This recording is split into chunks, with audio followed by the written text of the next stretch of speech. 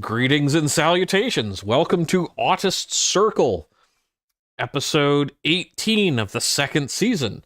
I am, as ever, your normie reaching host, the Bleach Demon, and my co-host, the man behind the plan, Total Blackout Painting, also known as Fat Dave. Hello. Hey, we got PK and LGM in the chat. Morning, boys. Or Excellent. evening, boys. So today this stream is going to be a little bit different, mostly because I could not get well, first off, we're talking about Robert Venosa today, who was an American artist that he was friends with Geiger. And he built a world of light and spirituality that was very different from H.R. Geiger's world. And so I felt like he'd be a good follow-up to H.R. Geiger. Also because he was friends with H.R. Geiger, and he's actually the one that introduced H.R. Geiger to Salvador Dalí. So there's this little weird nexus of artists and people through him. But in that same vein, because he is not like a super well-known artist outside of most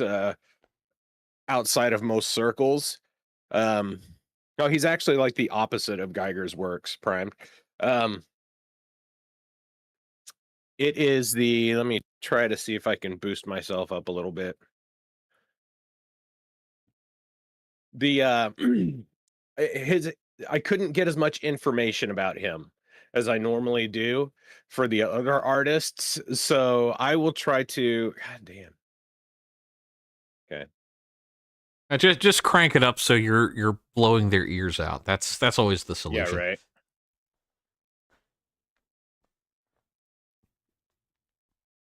Got to go into my Windows 11 sucks so much.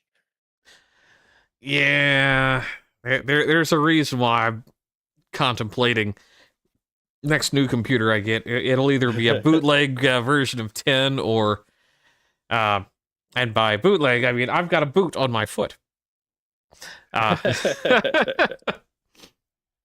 or probably Linux. I'm still learning it, and it kind of is a curve that makes me very confused. But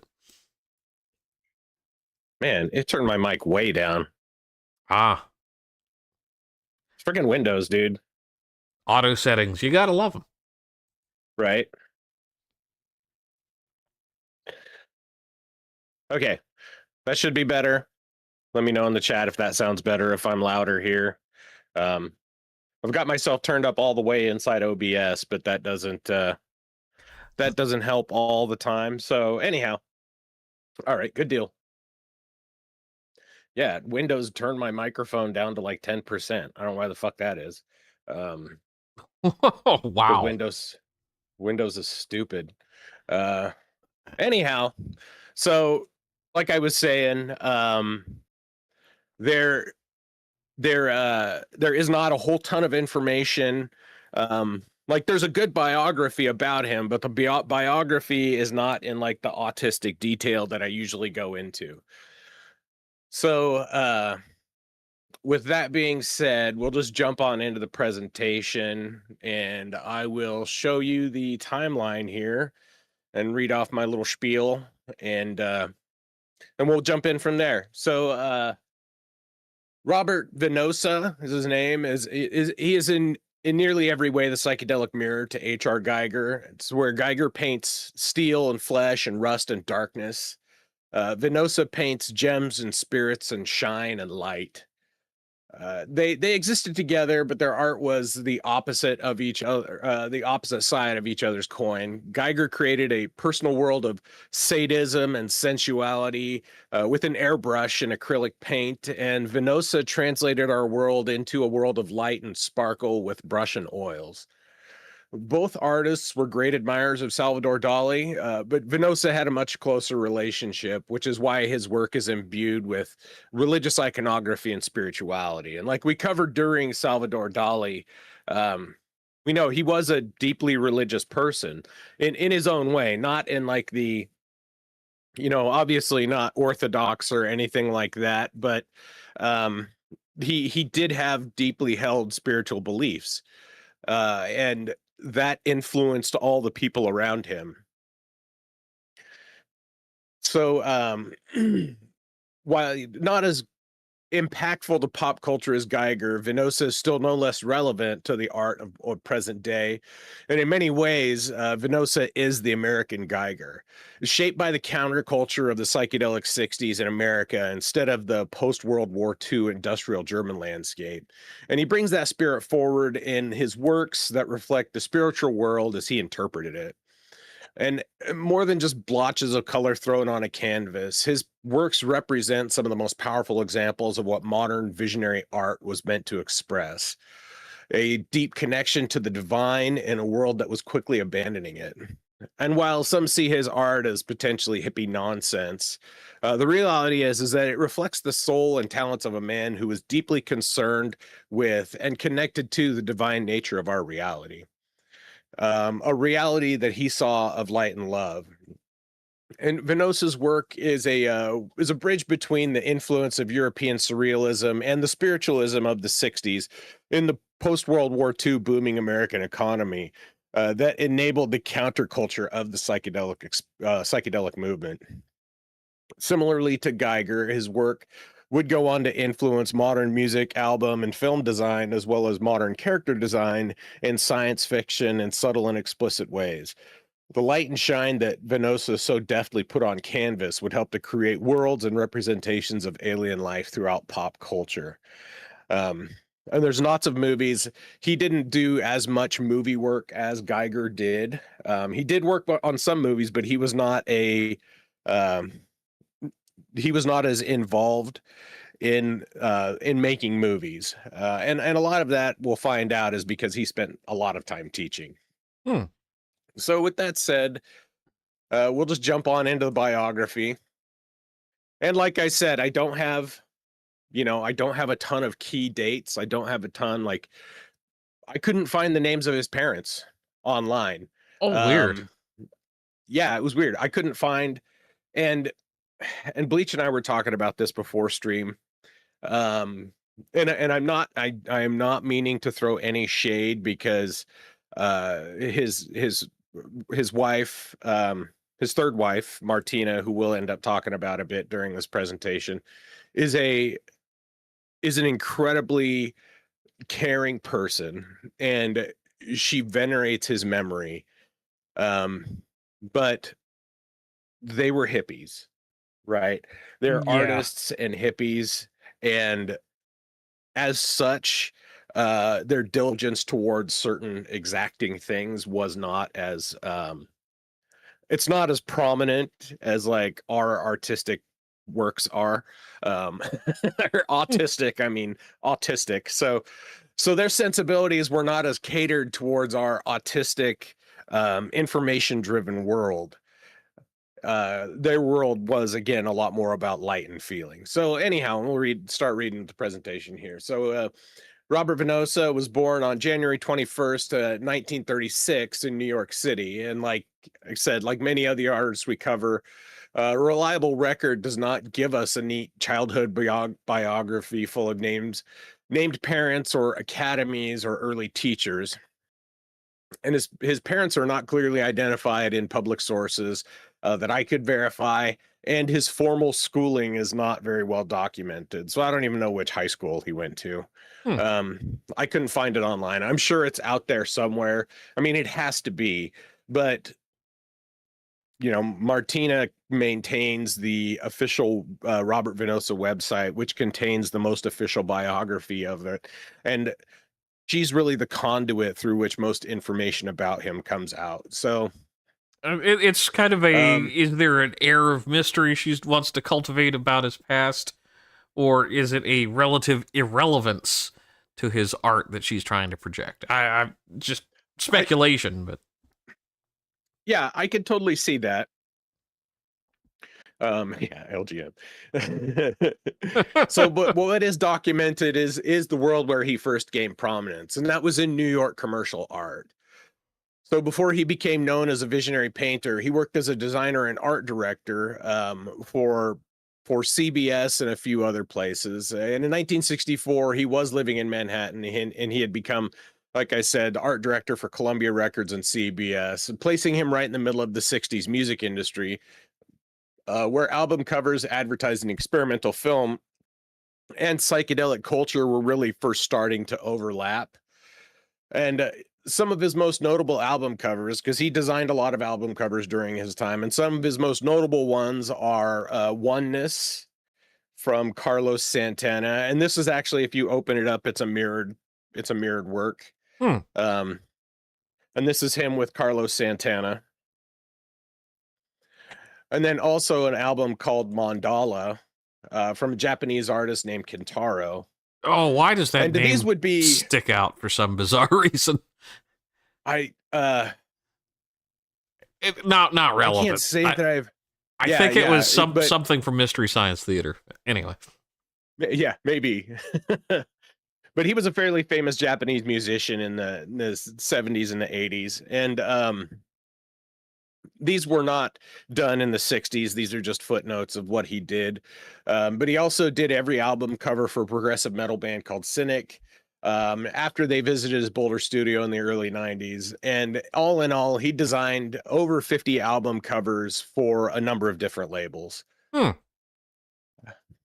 That's just the that's a brief introduction of him, and so we'll go into a more specific biography here. So in the late 60s, his life really begins to shift away from commercial design towards the world of art.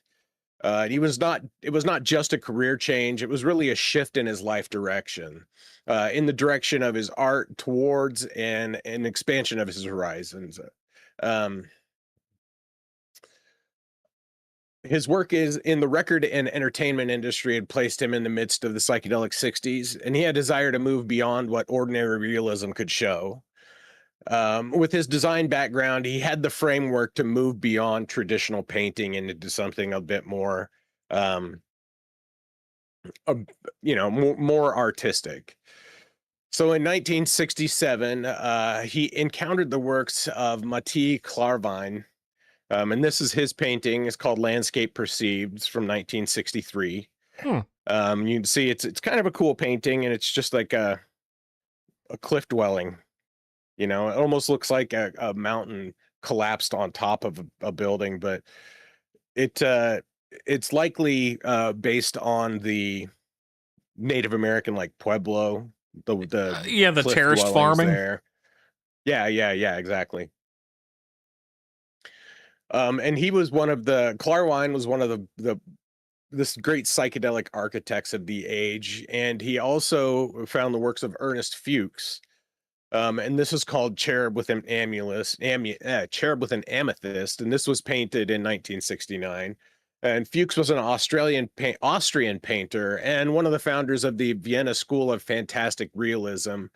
And he encountered both of these artists first in the book Psychedelic Art, which was a collection of psychedelic artworks put together by Robert E.L. Masters and Gene Houston in the 60s.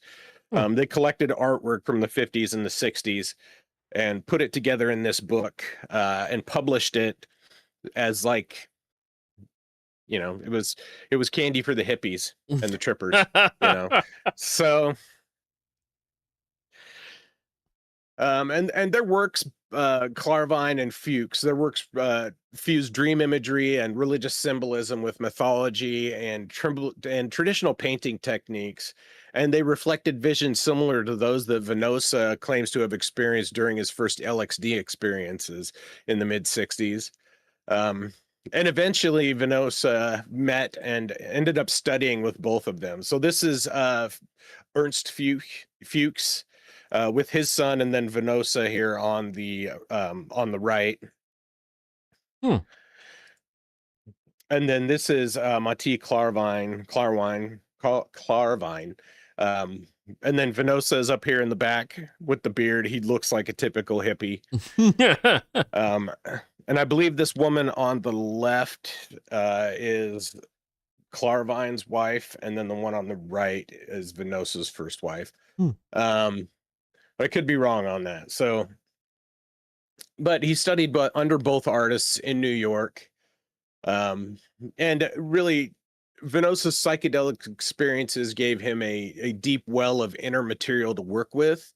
But Fuchs and Klarwein really gave him a path to take that material and put it onto canvas and give it a physical form. And this is where he begins to become the visionary painter that he's known as today. Someone trying to take the images of altered consciousness, of dreams and death and rebirth and spiritual presence, and really give them a permanent form. Hmm.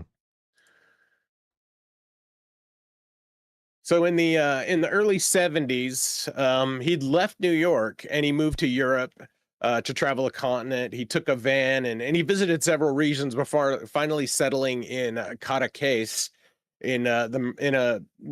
which is a Mediterranean village on the coast of Spain. And it's not just a little picturesque studio location. And his official biography uh, describes it as his future home for 17 years, and it placed him in direct contact with one of the most important figures of 20th century art, and that's Salvador Dalí. This is Dalí and Venosa. Hmm. And as we covered in our Dalí episode, the surrealist artist lived in Port Lagat, which is really close to Cadaqués. And Venosa really became a major part of the artist circle in the area. And from this is quoting from Venosa's official biography regarding Dalí. He says, contrary to expectations, Dalí was quite accessible. All you had to do was get him on the telephone, which was easy enough as he was listed in the local directory. And answer, I know that's funny, right? Like, oh, I'm just going to pull out the yellow pages and dial him up. It's just so crazy because would never happen now. Like, I think that just goes to highlight how different of a time this really was.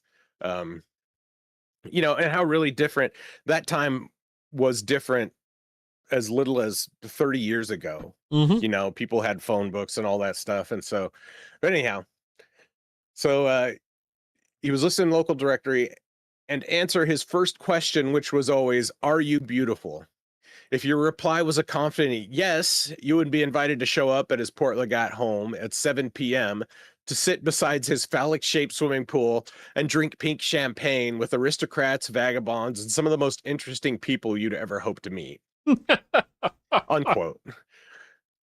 That is So, from our Dalí episode. That is the most predictable outcome I could imagine. right. It seems totally, it tracks. It totally tracks. But also during this time, he became friends with H.R. Geiger after they had exhibitions together at the same gallery. And he took Geiger's book and showed it to Dalí, or one of Geiger's books, he showed it to Dalí, and Dalí insisted on meeting the guy in person. Dalí had to meet Geiger in person. And that would lead to a lifelong friendship between the two. And Dalí also introduced Geiger to Jodorowsky.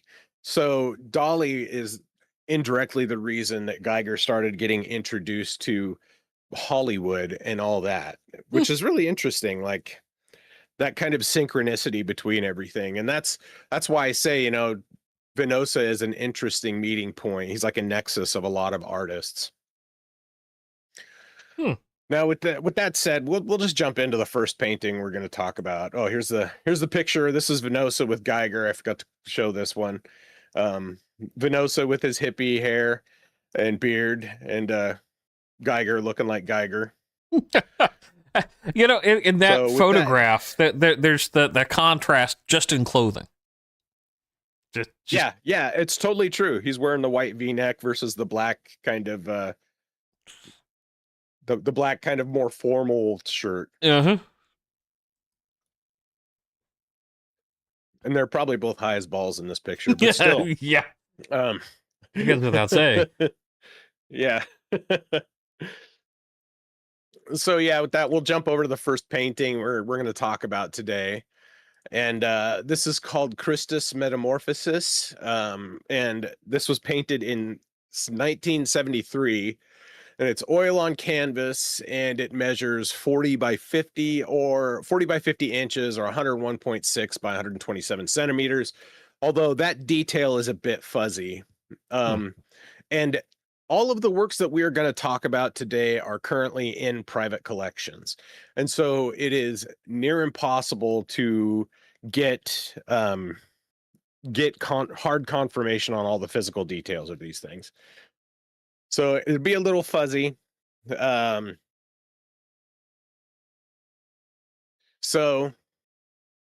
yeah, exactly, LGM. Geiger and Jodorowsky came together, and they were going to have Salvador Dalí play the emperor, and it's really sad that that did not happen. And Geiger is a Swiss name because he was Swiss. So, and that counts. Yeah, we'll take that one. So this painting, it's not just merely religious iconography, because in traditional Christian art, the body of Christ is usually shown as one of several recognizable states, either suffering on the cross or dead in the tomb or risen in glory or enthroned as a judge and savior. And Venosa really collapses that sequence into a visionary transformation. The body is not merely wounded, and it is not merely restored, but it is transformed into something else. And this is Venosa's signature style. And it's meant to represent the spiritual world. Christ is no longer a physical body. He's a spiritual being, a being of angelic, crystalline spiritual light.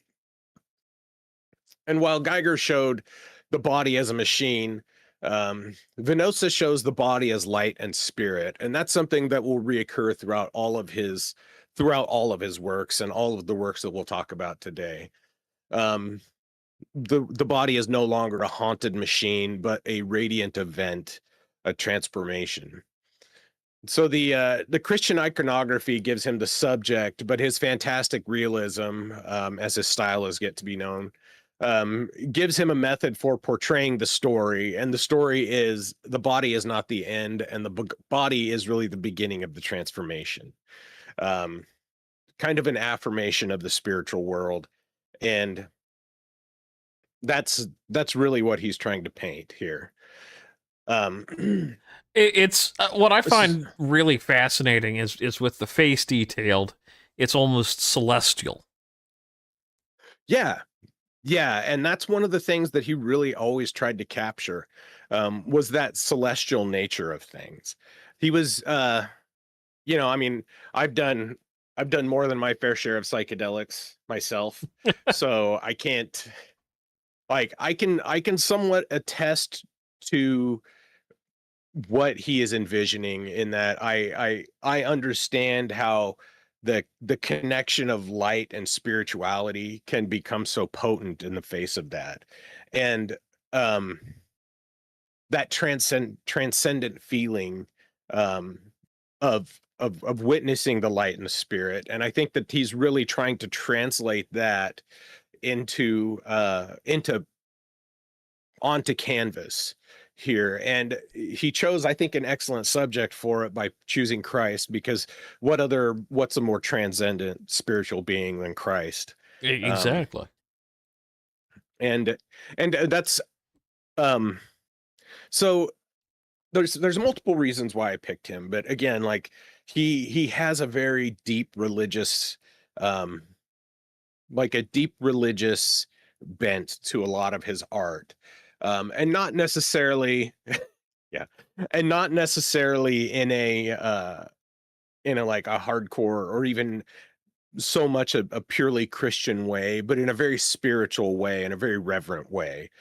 He was trying to honor the notion of Christ as a transformative and transformed being. Mm-hmm. No, So it really is captured very well in this piece, which my first gut reaction seeing it was, whoa, what the fuck is this?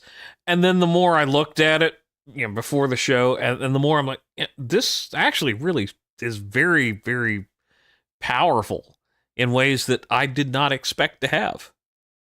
Yeah. Yeah.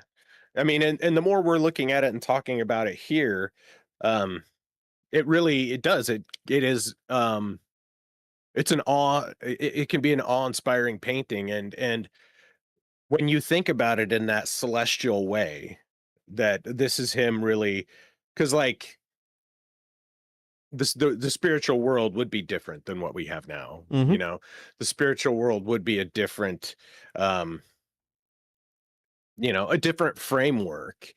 And I'll refrain from opining on from my personal experiences too much, but the spiritual world is um obviously not a world of physical beings, and so it would not appear or be perceived in the same way that we appear and perceive as humans.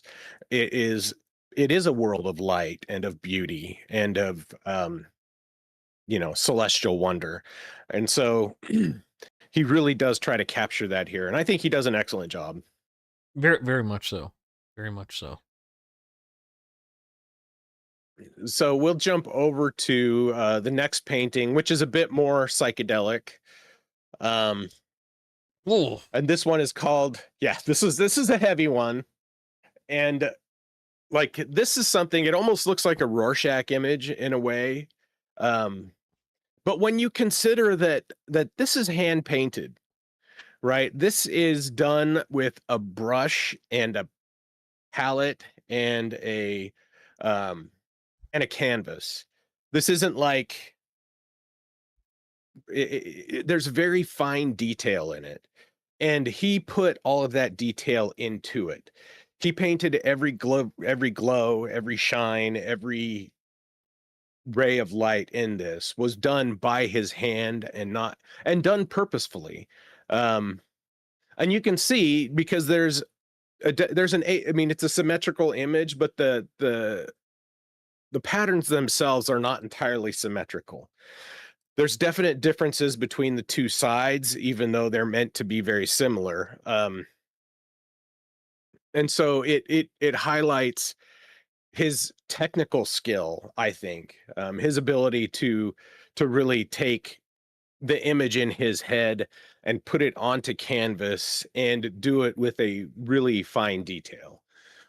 So we'll get into the get into the meat of this one. So this is an oil on canvas painted in 1975, and it measures 15.8 by 23.8 inches or 40 by 60 centimeters. And again, currently in a private collection.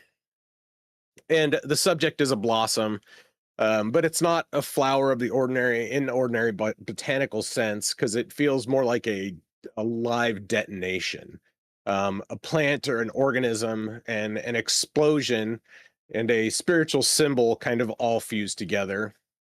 So, of course, the title Blossom suggests growth, beauty, fertility, and kind of an organic unfolding of the image. But atomic immediately brings in the modern world. mm-hmm. Radiation, kind of nuclear energy, kind of apocalypse, of scientific power, and a lot of that anxiety, especially the nuclear anxiety of the post World War II era. So much like Geiger did works that were because he had an intense fear of of another nuclear apocalypse happening.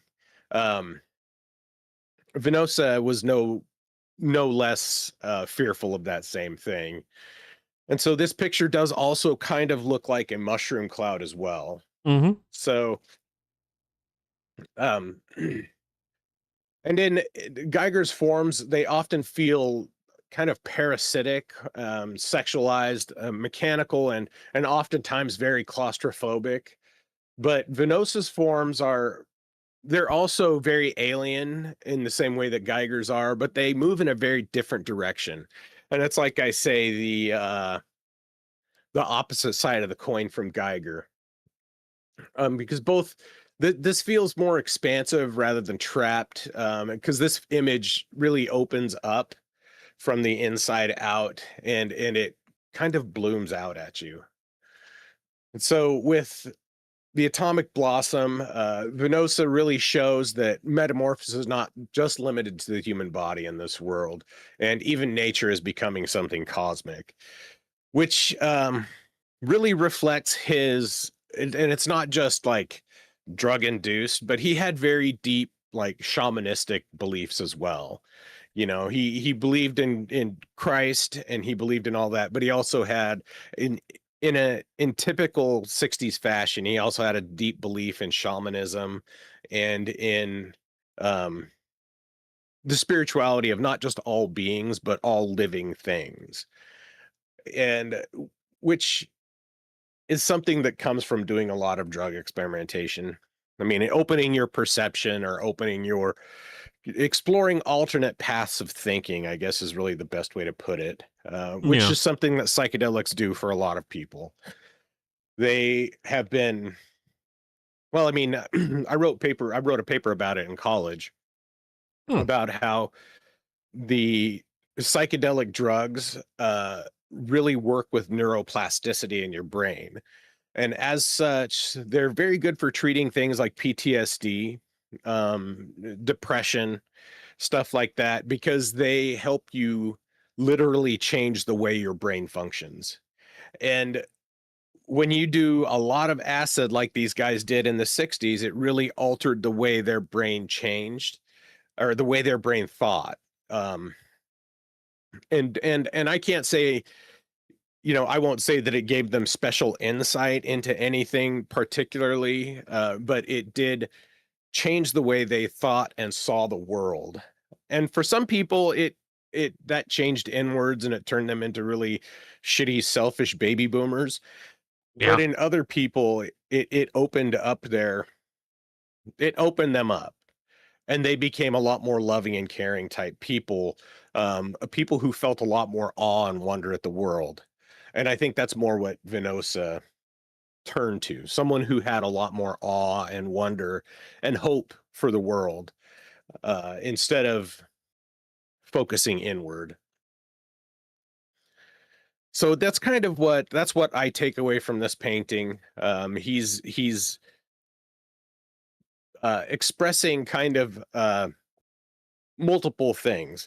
So a belief in the sacredness and spirituality of all things, not just all people, um, and that anxiety for the nuclear age as well.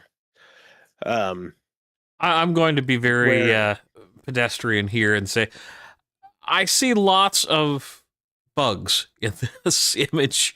Yeah. Bugs wings, bug parts, and it's just like whoa. Maybe it's just where I Let's am see. today. I don't know. Maybe. But there are some very like kind of insectoid shapes in it. It's kind of almost like, some of the early AI images that were put out that they looked familiar, but they didn't actually depict anything specific. Mm-hmm. You know what I mean? Like there was the one image in particular, and I can't it just looked like a pile of garbage, and you thought like when you look at it, you're like, oh, it's a pile of garbage. But then when you start looking at it, you can't actually identify specifically any one individual part of it. It's like, is that a box? No, it's not really, and it's really what it is. It's your mind putting those pieces together, right? It's your mind finding those patterns. Mm-hmm. Was that the pareidolia, where your mind is finding a pattern that doesn't necessarily exist? Um, and I think that's a lot of what's going on in this image, because there's the little black beads all over the place, little black circles, which do kind of look like bug eyes. Mm-hmm. There's these fractal shapes that almost look like teeth or leaves, you know? And well, that's the other thing. It's very much a fractal type image where if I didn't Hmm. know when this was painted or by whom, I just imagine somebody just was playing with fractals on their computer and generated this. Yeah. Yeah. And it could be like that. But again, and I think this is the one thing that's the most impressive about it, is that it's all painted by hand. Each line in this painting, and it looks like an AI image that an image that would be generated by AI, but this is a physical painting that was done, and the level of detail and the level of Care. detail that went There's into it. a level of care in the way this was crafted too. Yeah, yeah, absolutely, absolutely. So so that's why I picked it. I thought it was a cool painting, and it would bear some discussion because it's symbolic or emblematic of both like the kind of psychedelic art of the late 60s, but also it's a great example of his talent, of his technical prowess to paint something like this. So let's see, what do we got up next? So next, we'll jump into the next painting, and I actually had a print of this painting on my wall as a teenager. My mom picked it up for me at an art store one day, Huh. and I had it framed on my wall for years. And this is called Annunciation 2. It was painted in 1979, and it measures 17 by 7 or 17.7 by 25.6 inches or 45 by 65 centimeters. And again, private collection. And this brings us back down to the Christian imagery. And of course, you might not think of that short separate from the title. You wouldn't necessarily think of this as Christian imagery. Um, but it is Christian imagery, but in a very different way than the Christus painting. Mm-hmm. And we've covered the Annunciation in several different artists. I think we covered Raphael's version of it, and more, way more. I think Pontormo did a Yes. version of the Annunciation. We've covered it quite a bit, and so of course we know that is the Annunciation is the announcement of the angels to Mary that she's going to bear the Christ child. Um, and the focus of this scene is the encounter on angelic beings and the beings telling a divine message. So in 1979, by this time, he had spent a decade absorbing fantastic realism, psychedelic cultures, and old master techniques, and really the broader visionary art world of Cadaqués, because it was a really art-centered place. Um, Kind of one of those, like Lempicka lived in a very art-heavy district in Paris. Um, Cadaqués was one place like that where artists all came together. And you think about it kind of like, I mean, and I can't think of too many of these places now. I guess Sun Valley is almost like that. Sun Valley here in Idaho, because it's a place where aristocrats come together. You know, celebrities come together, and they all live private lives up there. Um, but then I think there were places in California in the early 60s where you would find a lot of musicians hanging out together, where, you know, like John Fogerty and the dudes from the Beach Boys would all be at the same house party because they all lived in the same, you know, few block area. And the Cadaqués was a lot like that, where there was just a lot of famous and talented artists and people, um, that all kind of concentrated in one area, and that was their private circle, well, public private circle. You know, this was where they went when they weren't being publicly famous. And through that, he was able to interact with a lot of different people and a lot of different ideas, and they influenced his artwork greatly. So, Hmm. um, so in this painting, really all those influences really start to crystallize into one theme. And that theme is the spirit being of the spirit guides, of the angels as an entity. Um, Hmm. And while Geiger's beings often feel like they have emerged from nightmares, but nightmare biology, Venosa's beings they're also strange, but they arrive really as revelation. They're alien, but they're not monstrous. They feel like visitors from a luminous order rather than an industrial underworld. Yeah, it is a So very, again, like the light shirt and the black shirt image. It yeah, is a very stark contrast, but yet no less yeah, trippy. I'm just looking at yeah, this. Like, I don't know what the hell it is behind the Mary like figure. It's like, okay, it's right. kind of a skull. I don't know. Yeah, and I mean, it does kind of have an oceanic kind of, well, really, I always felt like it had kind of a watery, like at sea kind of feeling to it. Mm-hmm. Um, but the beings do, there's it's like a a chorus of angelic spiritual beings, not manifest in flesh, but manifest as spiritual beings, and arriving to announce the Christ child. So, if you were to look behind the scenes beyond the physical reality, um, like in the center, everything is coalescing towards that central character, and all of the beings are surrounding it in a wispy spiritual way, kind of how you would believe it to actually happen. Mm-hmm. So the flowing of the spiritual, and it get a little weird, but the flowing of the spiritual energy as he saw it is really kind of what he's trying to portray here. And I think he did a great job. And again, and it also, this is not, because Geiger got a lot of his shine and polish with airbrush, Mm-hmm. but this is all brush to canvas. This is Mm.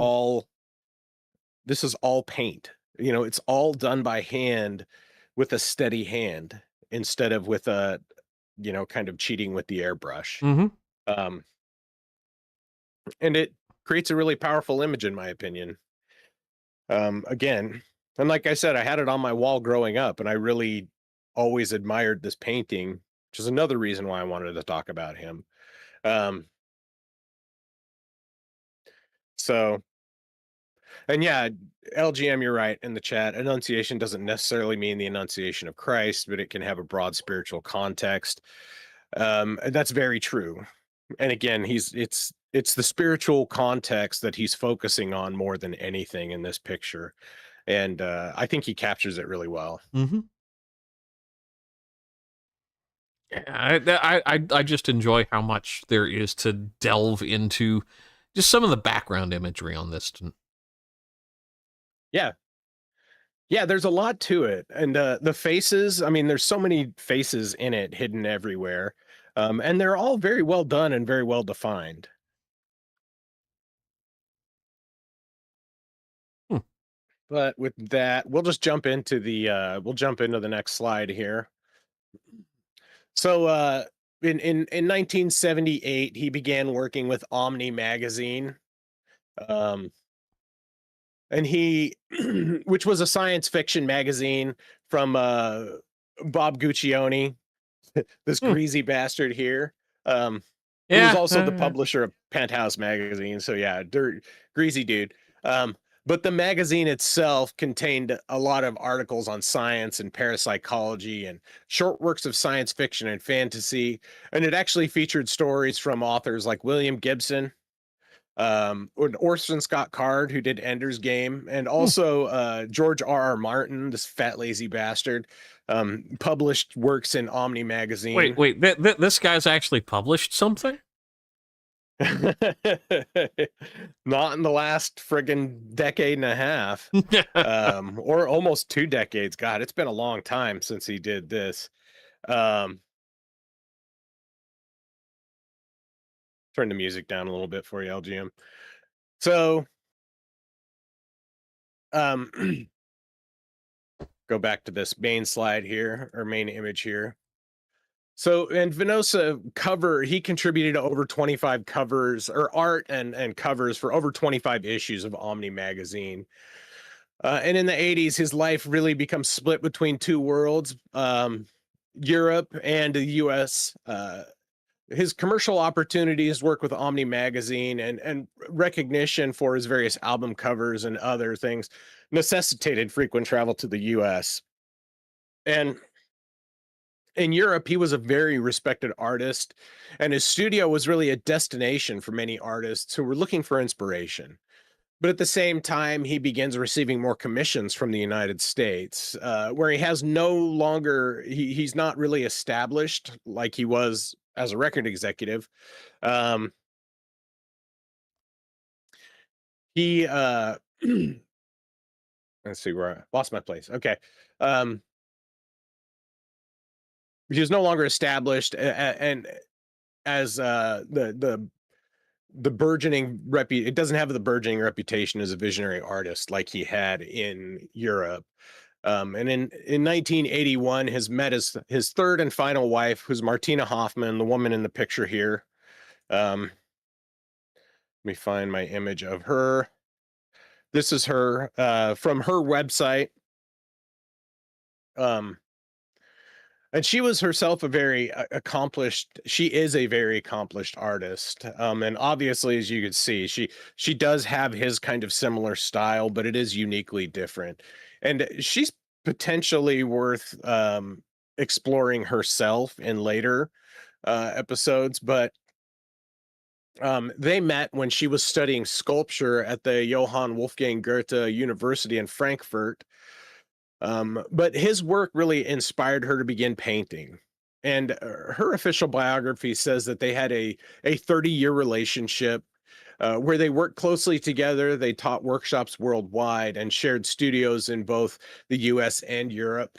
And she features prominently in a lot of his works. And she continues to venerate his memory to this very day. And in fact, the first picture on this slide, this picture here, I got it from LinkedIn of all places. And she posted this a year ago on the anniversary of his death.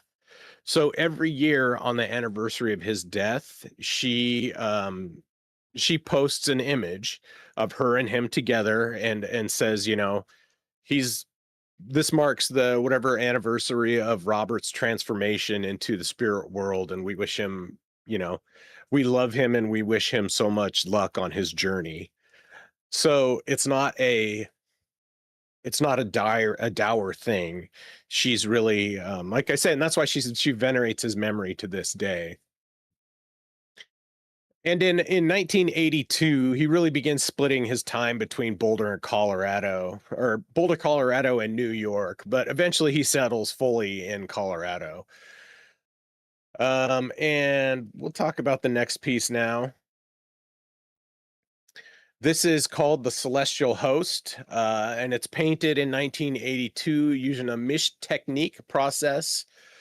And a little aside about that process. So it's a method of painting that combines the advantages of both water-soluble egg tempera paint and oil painting.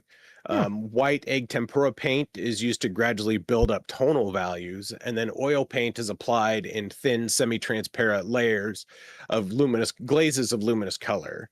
Layers of egg tempera and oil glazes can be built up countless times, allowing for great dimensionality within the artwork.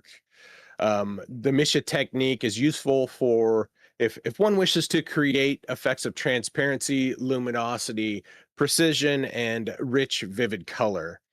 And there are a number of variations in the technique, and artists will gravitate towards the approach which best suited to their needs.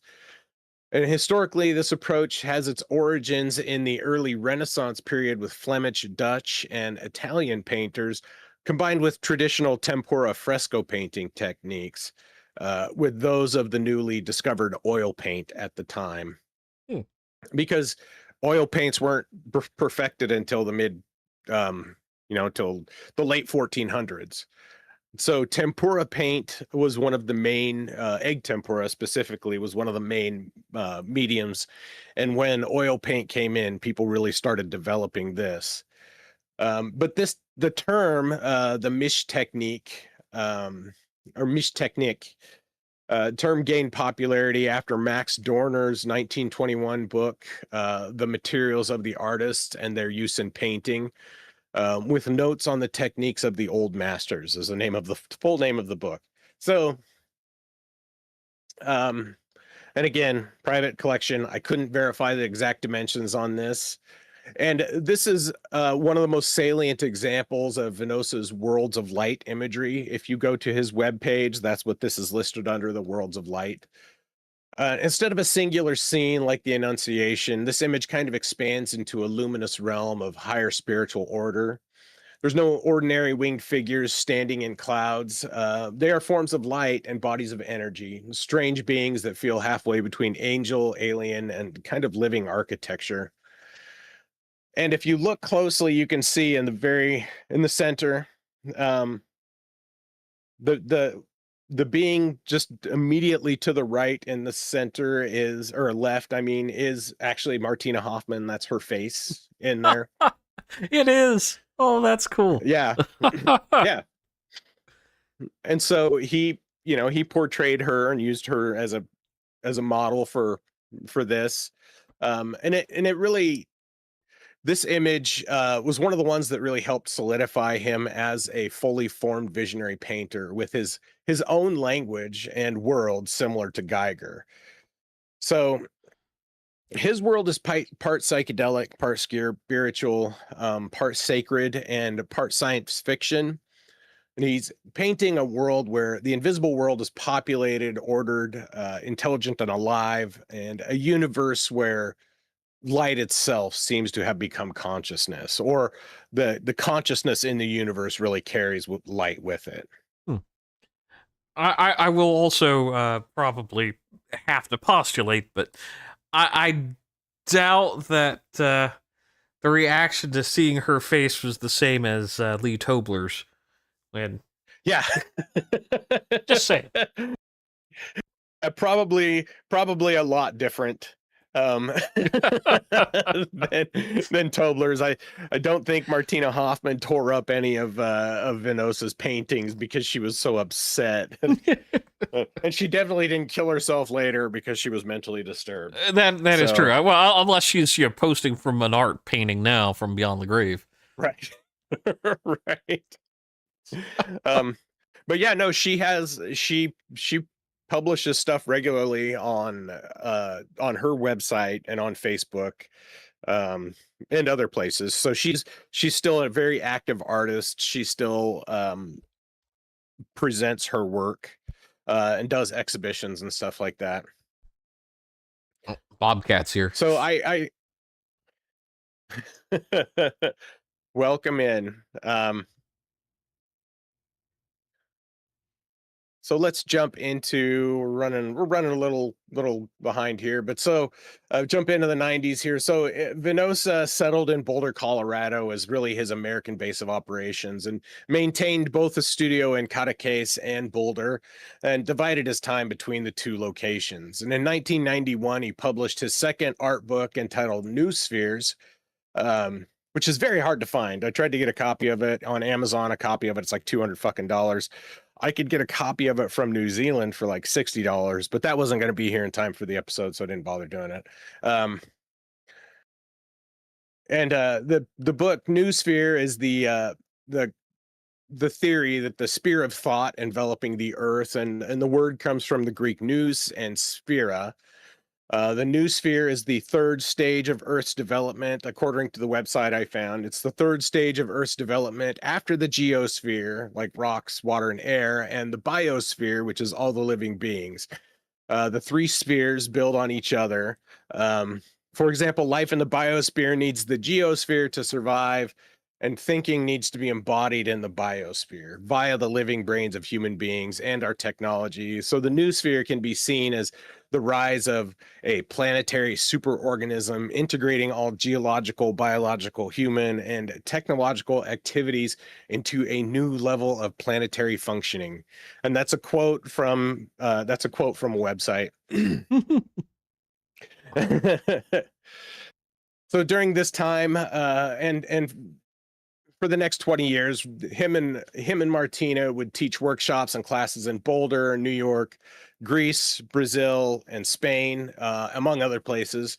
And teaching was a really major passion in his life, and through it, he met hundreds of people, and he spread his love for life and art and his wonder for the world. And during the 90s, he continued his relationship with the music industry. And again, this is when he began working with Cynic after they visited his Boulder studio.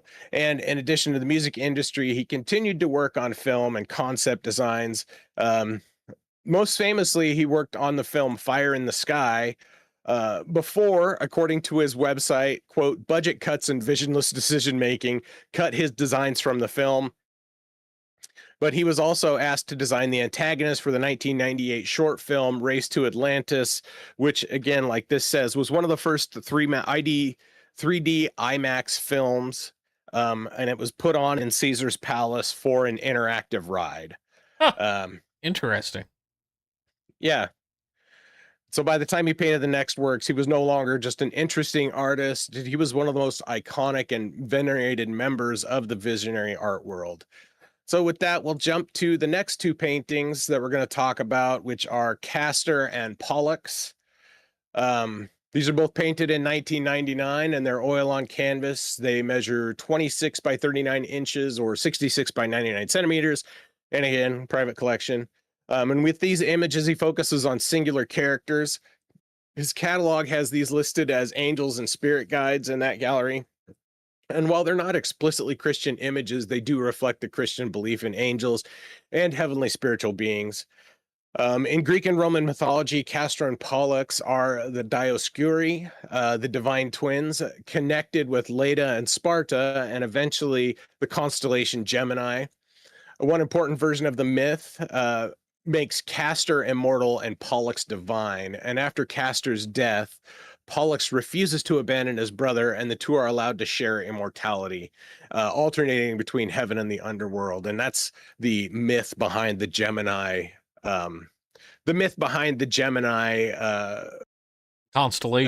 Constellation. Yeah. Hey, Fab Daddy.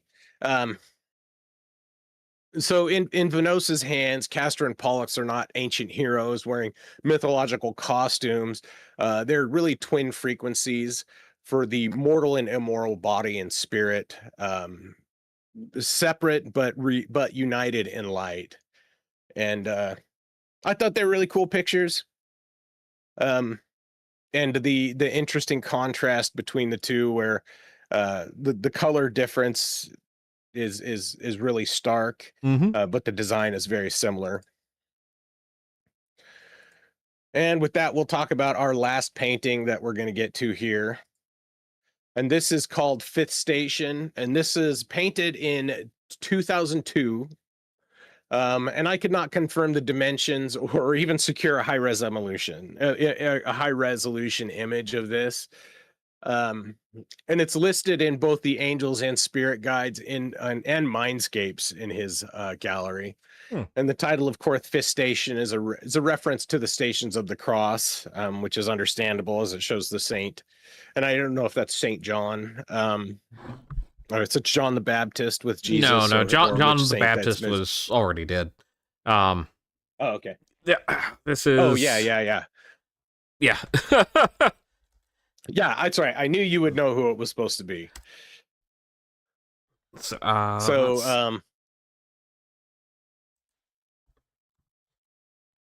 Go on. I have to double check. Okay.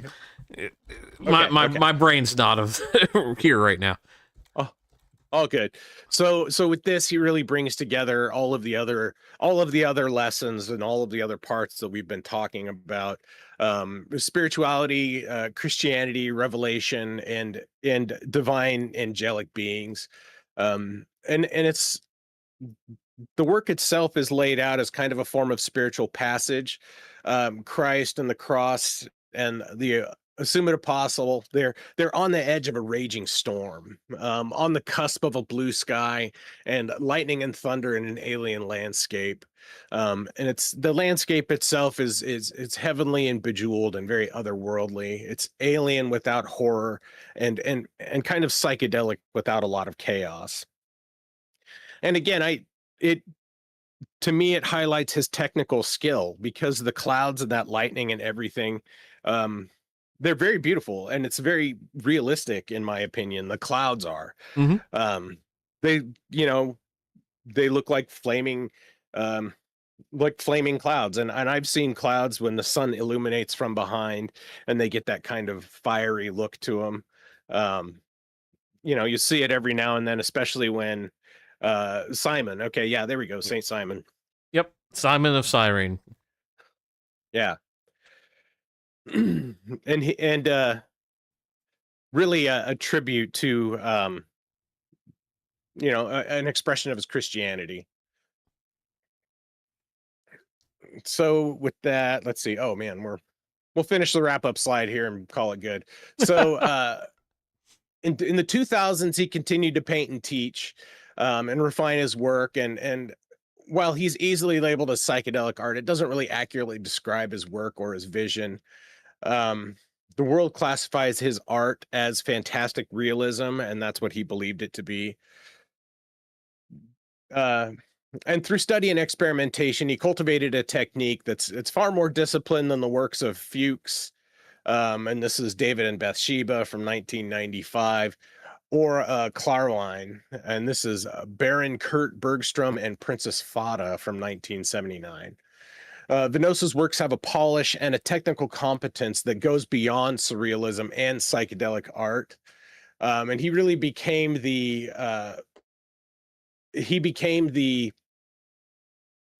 luminous counterweight to Geiger's biomechanical underworld. And where Geiger portrays like visceral, brutal imagery and a world of sexiness and sleek mechanical bodies, Venosa portrays a world of light and transformation, and really heavenly and ethereal beings. Geiger drags us into a hard world, and Venosa elevates us and really pulls us into a soft, revelatory world.